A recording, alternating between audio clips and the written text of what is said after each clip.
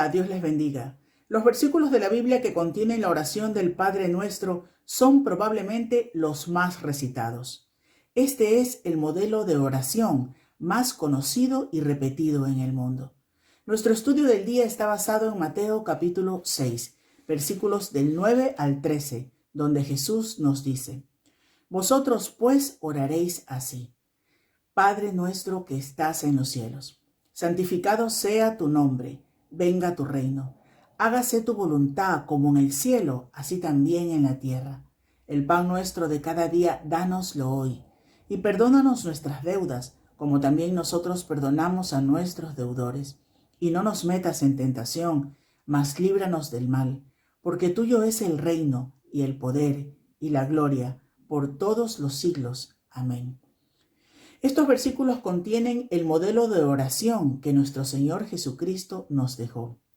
Es la exposición de un bosquejo que nos guía a la forma correcta en la que debemos acercarnos a Dios por medio de la oración. El tan conocido Padre Nuestro no es un sustituto de nuestras oraciones personales. No es un patrón litúrgico que debamos usar en modo repetición.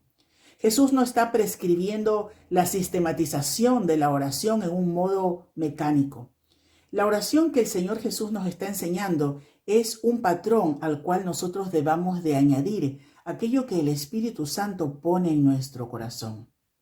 La oración que es agradable ante Dios es la que se enfoca en su nombre, su poder, su voluntad, y se realiza con fe creyendo que Él nos oye. Orar correctamente es orar como Jesús oró, pero no se trata de reproducir inconscientemente sus mismas palabras. La repetición de oraciones concebidas solo son la expresión de un pensamiento que se da de forma automática. Y esto no quiere decir que éstas no contengan el elemento principal que es la fe, pero Dios nos ha facultado para comunicarnos delante de Él, comisionando al Espíritu Santo para ayudarnos en esta hermosa labor. No podemos tener oraciones egoístas, centradas solo en nuestras necesidades. Necesitamos orar los unos por los otros. A esto también se refería Pablo cuando dijo que debemos sobrellevar los unos las cargas de los otros. Jesús nos enseñó a orar en plural, pidiendo por todos, para que sea extendida su causa entre todo su pueblo. Usted necesita orar por usted mismo, por su familia, por sus amigos. Necesita orar por su congregación, por sus hermanos de la fe. Necesita orar por los inconversos. Necesita orar por el mundo. ¿Cuándo fue la última vez que usted separó parte de su tiempo para orar por otros? ¿Cuándo fue la última vez que usted se reunió con otros hermanos para orar por las necesidades de los demás? Nuestras oraciones deben ser la confesión de nuestra fe, de nuestras necesidades, de nuestras debilidades, y deben contener nuestras súplicas y las doxologías que expresen las grandezas de los inefables atributos de nuestro Señor. Preparemos nuestro corazón para recibir el mensaje que viene a continuación, y al final recuerda de compartir este programa.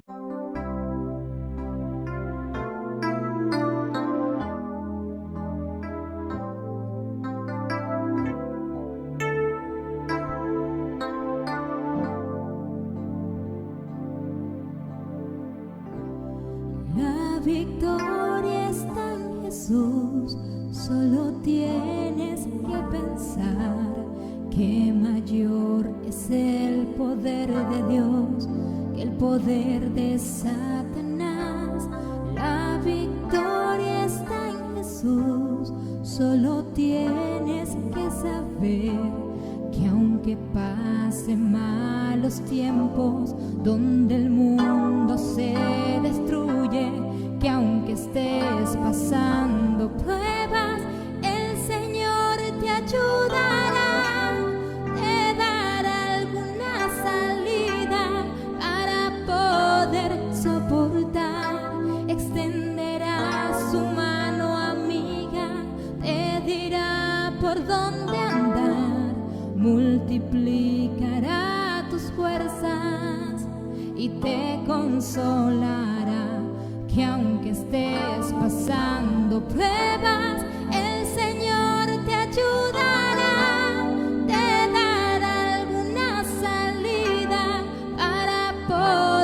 soportar, extenderá su mano amiga, te dirá por dónde andar, multiplicará tus fuerzas y te consolará.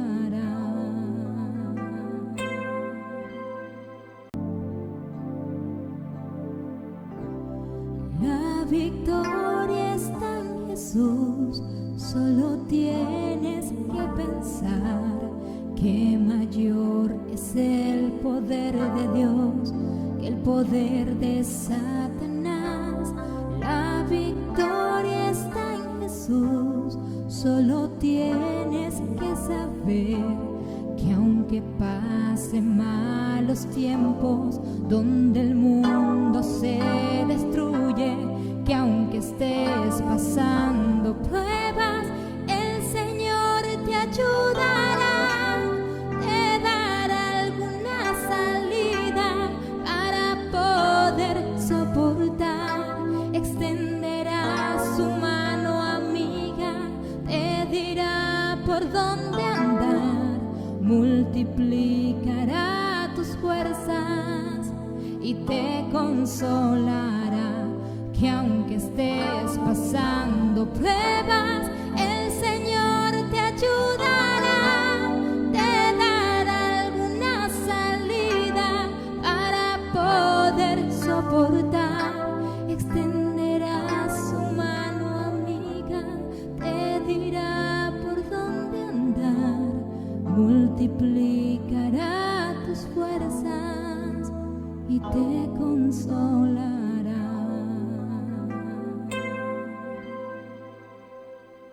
En contraste con la hipocresía de los fariseos de tiempos de Jesús o con la palabrería de los idólatras paganos de aquel tiempo, el Señor nos presenta un modelo de oración correcto de nuestro acercamiento a Dios. Sencillez, concisión, autenticidad, naturalidad, sinceridad y al mismo tiempo tremenda profundidad y contenido. No es necesaria la extravagante oratoria para alcanzar la presencia de Dios. No es necesaria la oración larga llena de palabras para englobar la totalidad de la vida. En apenas 70 palabras, solo 70 palabras, con gran concisión el Señor presenta un modelo de oración. En contraste con las vanas repeticiones que se denuncian de los hipócritas y de los paganos, en esta oración no hay repeticiones ni tan siquiera del nombre de Dios, ni de la referencia al Padre. En muchas ocasiones, nuestras oraciones están sembradas de invocaciones rimbombantes del nombre de Dios como si quisiéramos reclamar su atención. Y nos olvidamos de que los oídos de Dios están siempre atentos a nuestras oraciones. 1 Pedro 3:12. Y tan siquiera cada necesidad que se presenta delante de Dios está llena de argumentos y justificaciones. A veces nosotros intentamos convencer a Dios de lo que deseamos, sino que en esta oración de forma concisa, concreta, clara, cada necesidad es presentada delante de Dios. Porque el lema de esta oración es evidente: hágase tu voluntad. En la oración modelo el Señor nos enseña no a intentar convencer a Dios para que obre lo que nosotros anhelamos, sino que nos confronta con la necesidad de aceptar lo que nosotros necesitamos, que es lo que viene de Dios. Y aquello que Dios nos da es siempre perfecto. La voluntad de Dios es lo que realmente necesitamos. Por mucho que deseemos otras cosas, lo que necesitamos es aquello que viene de Dios. Porque esta oración es siempre perfecta. Y al orar aceptamos que lo que Dios nos da es bueno para nosotros. Es por ello que esta oración modelo nos confronta con la gran necesidad de la oración. La oración debe de ser en fe y llena de fe. Sin fe es imposible agradar a Dios. Sin fe es inútil la oración. La fe que descansa en la provisión perfecta de Dios para nuestras vidas. Ahora, necesitamos tener algo claro cuando empezamos a acercarnos a este modelo de oración y a esta enseñanza sobre la oración. La finalidad de este modelo no es que sea una oración litúrgica para ser repetida en cada culto. Jesús señala cuando empieza esta enseñanza: oraréis así. Es decir, no con estas palabras, sino conforme a este modelo, de este modo, de esta manera. El término así va a enlazar lo anterior, la denuncia de la hipocresía y la palabrería, con lo posterior. Enlaza los modelos errados de oración con lo que sigue, que es el modelo correcto de oración. Igual que los fariseos y paganos no son denunciados porque repitieran las mismas palabras, aquí tampoco se señala que debemos de repetir las mismas palabras, sino que es un contraste entre los modelos de oración. William Hendrickson escribía al respecto: no está mal hacer uso de esta u de otras oraciones que hay en la Biblia, si el que ora, al hacerlo, lo hace con mente y corazón. Pero el uso repetitivo de palabras y fórmulas puede conducir fácilmente a un mero ritualismo formal, pecado que el Señor ya ha condenado. Cuando entramos en esta oración empieza con una frase que ya nos centra en la importancia de que al orar debemos ser conscientes, muy conscientes de con quién estamos hablando. La oración empieza de esta forma tan conocida: Padre nuestro que estás en los cielos. Una frase que nos ubica en la realidad de que la oración es un ejercicio de confianza y de respeto. Al acercarnos ante Dios como Padre, reconocemos la intimidad de formar parte de su familia. Pero esta intimidad no puede ser llevada a la falta de respeto, pues aquel que es nuestro Padre está en el cielo, en una esfera totalmente diferente a la nuestra. El respeto y el temor siempre es debido. Me llama y me encanta cómo escribe y expresa esta realidad David Wood. Él dice en uno de sus libros: está tan cerca de nosotros, Dios, que nos entiende perfectamente, pero está tan lejos de nuestra comprensión que su persona trasciende de toda nuestra imaginación. Su cercanía señala que podemos acercarnos a Él con plena confianza por medio de la oración. Su trascendencia implica que debemos hacerlo con reverencia, humildad, devoción, dignidad y sumo respeto. Nuestro temor a Dios nunca debe impedir que nos acerquemos ante su trono con confianza, pero nuestra confianza nunca debe significar que nos acerquemos con irreverencia y excesiva ligereza. Cercano, pero con temor y respeto. Este hecho de la intimidad y la trascendencia de Dios inferido de esta frase inicial nos señala algo más, y es que no cualquier persona puede acceder a la presencia de Dios por medio de la oración. Solo aquellos que son hijos de Dios. Jesús está enseñando esto a sus discípulos. Nadie que no está comprometido con el Evangelio de Dios, nadie que no reconoce a Dios como su Señor y como su Padre, puede acercarse delante del trono y esperar la compasión. El salmista lo expresaba de una forma muy clara. Salmo 103, versículo 13. Como el Padre se compadece de los hijos, se compadece Jehová de los que le temen. Y en este mismo Salmo, versículos 11 y 17, nos habla de la misericordia de Dios que se derrama sobre los que le temen. Y otros pasajes enseñan lo mismo. Salmo 147, 11, Malaquías 3, 16 y 17, capítulo 4, versículo 2, Hechos 13, 26. Constantemente esta idea: no podemos acercarnos a Dios si no le vemos como Padre. Debemos recordar que es solo por la acción del Espíritu Santo que nos libera de las cadenas del pecado y de los lastres de nuestro pasado que podemos llamar a Dios Abba, Papá, Padre. Romanos 8, 14, 16, Gálatas 4, 6. Pero esta oración nos confronta con una realidad más. Y es que si tenemos a Dios por Padre, formamos parte de una familia espiritual. No es posible pretender orar a Dios y buscar su bendición viviendo de espaldas o aislado de la familia de la fe. Y este es un problema muy grave en el día de hoy. No puedo pretender orar a Dios viviendo de espaldas a la realidad del pueblo y de la familia de la que formo parte. No tengo derecho de considerarme hijo de Dios si no soy capaz de asumir los lazos de compromiso y afecto de la familia de la fe. Esos lazos que nos unen con los demás creyentes. De una forma muy contundente, el apóstol Juan lo expresa en estas palabras que encontramos en su primera carta de Juan, capítulo 4, versículo 20. Si alguno dice, yo amo a Dios, y aborrece a su hermano, es mentiroso. Pues el que no ama a su hermano a quien ha visto, ¿cómo puede amar a Dios al que no ha visto? Aquel que no habla con su hermano, podríamos extrapolar, ¿cómo puede pretender hablar con Dios? Al orar debemos ser conscientes de que pertenecemos a la familia de la fe. Y es con esta familia que tenemos responsabilidades mutuas de cuidado, provisión e intercesión. Por eso, en el modelo de la oración, el Señor nos señala el plural como la clave. Padre nuestro. Padre mío era una alusión solamente que podía hacer el propio Señor Jesucristo. A nosotros nos enseña a orar en este sentido. Padre nuestro. es en la familia, de la cual formamos parte por medio de la adopción, que tenemos la responsabilidad de crecer, servir, colaborar, y es en medio de esta familia y de este pueblo que podemos hablar con nuestro Padre. Entendiendo la dimensión de la oración, entonces surgen las peticiones. Esta frase nos ha englobado la dimensión, trascendencia de esta oración. Ahora, ¿cuáles son las peticiones? Y en esta oración encontramos 6 peticiones que engloban la totalidad de la vida y que podemos dividir en 2 grupos. En ocasiones, cuando nos acercamos a orar, en medio de la angustia de nuestra necesidad, urgentemente comenzamos a pedir el pan, la libertad, la restauración que necesitamos. Empezamos a ver la vida y las luchas que tenemos nosotros. Sin embargo, en la oración modelo encontramos que el patrón que Dios nos confronta es totalmente diferente al nuestro. El modelo de la oración del Padre Nuestro nos enfrenta con un patrón de vida, y que vamos a encontrar en el mismo capítulo 6 de Mateo, versículo 33.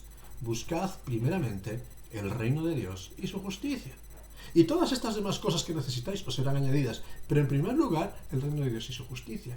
Así, las 3 primeras peticiones de esta oración tienen que ver con acercarnos al reino de Dios y su obra, para santificar a Dios, para anhelar su causa y para desear que su voluntad se haga real en la tierra. Anhelamos que el nombre de Dios sea reconocido en toda la tierra. Y esto supone un compromiso por proclamar el Evangelio a los que nos rodean. Santificado sea tu nombre, que sea reconocido tu nombre en medio de esta tierra. Para esto el Señor nos dice que somos la carta de Cristo, que somos los embajadores de Dios, a quienes se nos ha encargado reflejar a Dios en medio de esta sociedad.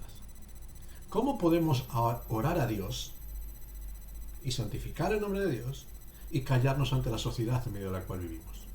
Esto es una incongruencia. Si hablamos con Dios, debemos estar dispuestos para hablar de Dios en medio de este tiempo. Hablar con Dios nos implica hablar de Dios también. Pero debemos tener una seria carga también por su reino, identificándonos con su plan. Y su plan es que el Evangelio, las buenas nuevas de salvación, lleguen hasta lo último de la tierra. No podemos orar a Dios y dejar nuestros pies acomodados en nuestro espacio de confort. La oración implica que nos levantemos para ocuparnos no en nuestras cosas, sino en sus cosas, en la carrera de Dios. Los pies que corren presurosos para servir a Dios son los que regresarán con los frutos de bendición del reino de Dios. Solamente esos pies que están dispuestos a levantarse del sillón para hacer lo que el Señor pide, para cumplir con los compromisos del reino de Dios, son los que verán la bendición. Pero al mismo tiempo debemos tener una gran carga, porque la voluntad de Dios se extiende en la tierra, en la esfera en la que nos movemos. Que se haga la voluntad de Dios, tal como sucede en el cielo, también en este ámbito de nuestra vida. Ahora, aquí tenemos la duda, ¿cuál es la voluntad de Dios? Y yo siempre respondo a esta pregunta de una forma muy sencilla. Lo sabemos, la Escritura nos lo dice, y solamente 2 pinceladas, porque no es nuestro tema en este día. Muy sencillas, de lo que es la voluntad de Dios para cada uno de nosotros. En primer lugar, escuchamos del Señor Jesucristo. Juan 6:40. Esta es la voluntad del que me ha enviado, que todo aquel que vea al Hijo y cree en Él tenga vida eterna, y yo lo resucite en el día postrero. La voluntad de Dios es que creamos en Cristo, tengamos vida eterna y accedamos al reino de Dios, accedamos al cielo. Por tanto, que se haga la voluntad de Dios en la tierra tiene que ver con el desarrollo de la fe, la proclamación y aceptación del Evangelio, en primer lugar. En segundo lugar, escuchamos al apóstol Pablo, que nos dice, 1 Tesalonicenses capítulo 4, versículo 3, la voluntad de Dios es vuestra santificación, que os apartéis de fornicación. La voluntad de Dios tiene que ver con una conducta moral de obediencia a las directrices de Dios. Aquel que se acerca a Dios en oración tiene que estar involucrado primero en una obediencia personal. Segundo, en la proclamación de la moralidad de Dios en nuestro entorno.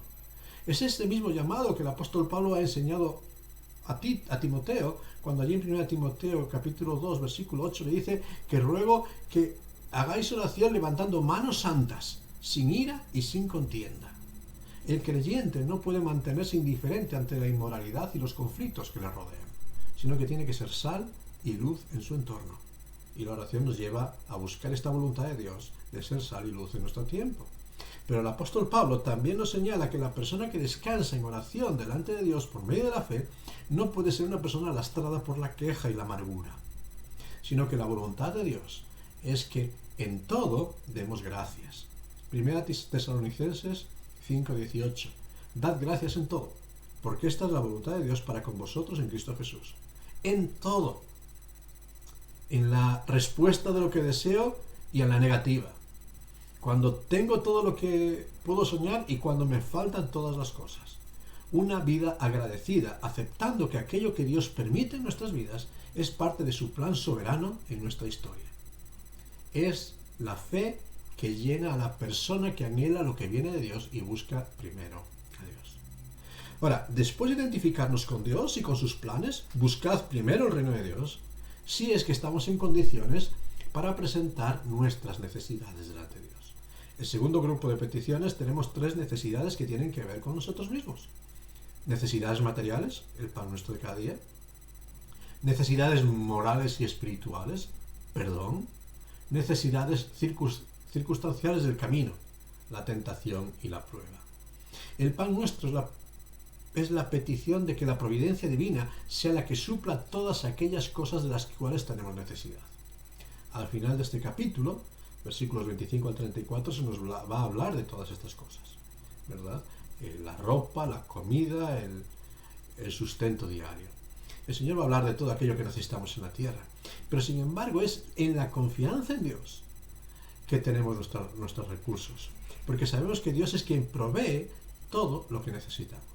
El apóstol Pablo lo escribía a los Corintios con una frase que me encanta. Y allí en 2 Corintios capítulo 2, versículos 9 al 8 dice: Poderoso es Dios para hacer que abunde en vosotros toda gracia, a fin de que, teniendo siempre en todas las cosas todo lo suficiente, abundéis en toda buena obra.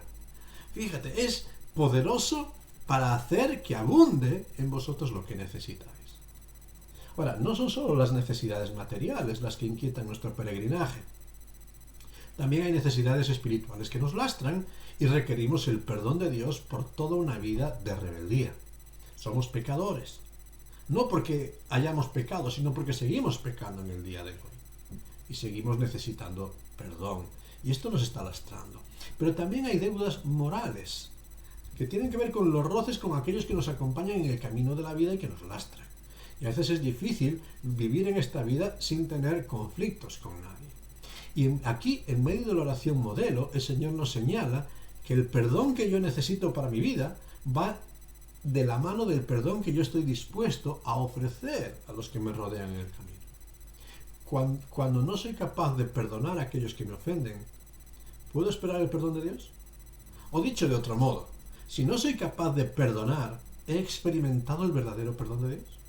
Fíjate, perdón en mi vida tiene que manifestarse en perdón hacia los que me rodean. Si espero ser perdonado, tengo que perdonar. Pero aún mucho más, la oración modelo también mira hacia el futuro. Mira al futuro no en base a ambiciones, sueños, no en base a la realización personal, sino preocupado por las luchas que van a asomar en el camino. Reconocemos nuestra debilidad. Con qué facilidad podemos desviarnos del camino. Estamos seguros en Dios. Estamos seguros de Dios, pero no de nosotros. Por ello en la oración estamos aferrándonos firmemente de Dios, sin querer soltarnos de su protección. Sabemos que en medio de la prueba, con facilidad podemos sucumbir y esperamos que Dios nos libere de muchas batallas que tendríamos que vivir. Pero no estamos seguros de nuestras fuerzas. Solo es la gracia de Dios la que nos sostiene. Y por eso decimos, no nos metas, líbranos, no nos dejes caer, como queramos decir esta oración. La tentación, la prueba nos asusta. Y sabemos que la única ayuda es la que viene de Dios para nosotros. Por medio de 70 solas simples palabras, sencillas palabras, todos los temas cruciales de la vida del creyente son cubiertos. Pero debemos recordar siempre, según el modelo de la oración del Padre Nuestro, y me gustaría que esta enseñanza quedase en nuestra mente, que antes de contarle a Dios nuestras preocupaciones, debemos identificarnos con las suyas. Debemos orar y acercarnos a Dios en perspectiva del cielo, en la perspectiva de lo eterno y no de lo temporal de esta tierra. Y a veces nuestra oración está muy lastrada por lo temporal, y la oración debiera de acceder a la presencia de Dios en el mismo cielo y llenarnos del aire de la casa de Dios, llenarnos de una pasión por las cosas eternas. La enseñanza principal que esta oración modelo nos aporta es que debemos tener claras las prioridades de nuestra vida. A menudo lo único que presentamos delante de Dios son nuestros problemas, necesidades, deseos, angustias. Sin embargo, Dios nos llama la atención a tener una perspectiva de la vida presente con los ojos en el cielo. Nuestra oración refleja cuáles son las ambiciones y preocupaciones de nuestra vida. Por eso, mi pregunta en este día es: ¿qué es lo que te está preocupando en el presente? ¿El rumbo de la vida? ¿Sus costes? ¿Sus inmoralidades? ¿O la gloria de Dios? Ahora, aquí. ¿Qué te preocupa? ¿El reino humano en el que vives o el reino celestial que anhelas?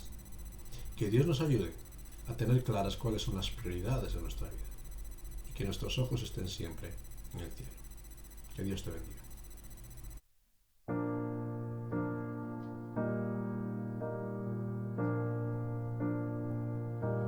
En la oración encuentro calma. En la oración encuentro paz. Orar a Dios refresca el alma.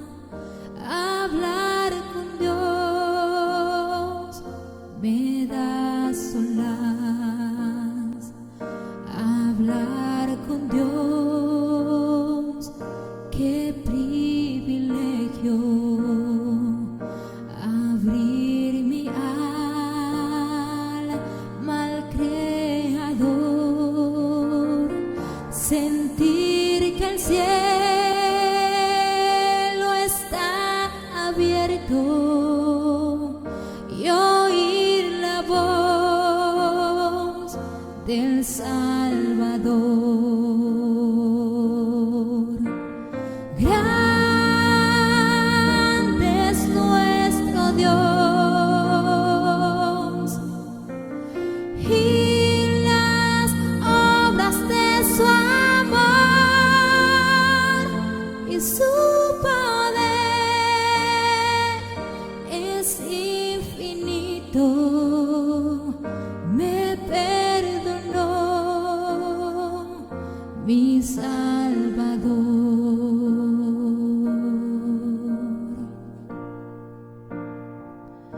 Hablar con Dios yo necesito. Me da las ganas de vivir la vida en Él. Tiene sentido, pues sé que Él me puede oír. Grande es nuestro Dios y las obras de su amor y su poder es infinito. Me perdonó mi Salvador. Grande es nuestro Dios y las obras de su amor y su poder es infinito. Me perdonó mi Salvador.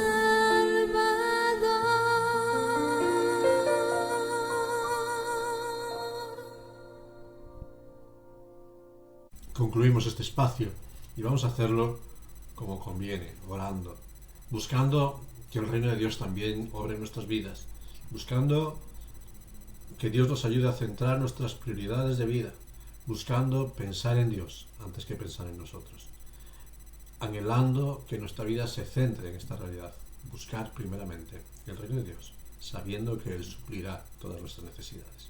Vamos a pedir a Dios esa sabiduría que necesitamos para enfocar nuestra vida de forma concreta. Sí, Señor y Padre nuestro que estás en los cielos. Queremos en este día santificar tu nombre. Queremos engrandecer y reconocer tu gloria y tu grandeza. Queremos pedirte, Señor, que nos enseñes a orar, que nos enseñes a entrar en tu presencia como conviene, no pendientes tanto de nuestras luchas y batallas, sino pendientes de tu gloria. Queremos y anhelamos que tu reino se manifieste en esta tierra. Deseamos que tu voluntad se haga perfecta en estos días. Necesitamos que en nuestra vida esté llena de esta fe, de confiar y esperar en cada momento que lo que viene de ti es lo que conviene. No lo que nos agrada siempre, pero sí lo que nos conviene, lo que nos edifica, lo que nos ayuda a crecer. Por eso, Padre Celestial, en este día queremos pedirte que nos des sabiduría. Sabiduría para vivir en la perspectiva correcta, vivir con los ojos puestos en el cielo, sabiendo que ahí está nuestra herencia, ahí está nuestra esperanza, ahí está nuestro destino, ahí está nuestra eternidad.